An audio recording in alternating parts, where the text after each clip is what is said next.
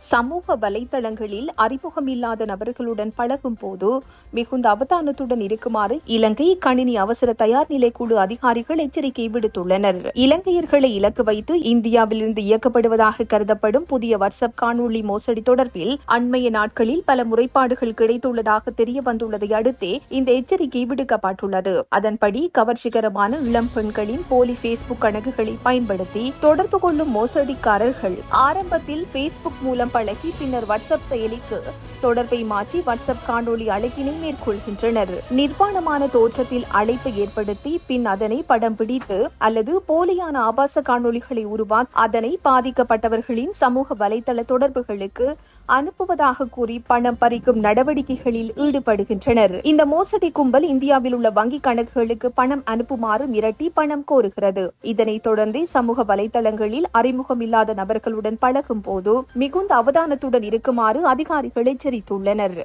இந்த செய்தி உள்ளிட்ட மேலதிக விரிவான செய்திகளுக்கு www.behindmenews.org என்ற எமது இணைய பக்கத்தினை பார்வையிடவும்.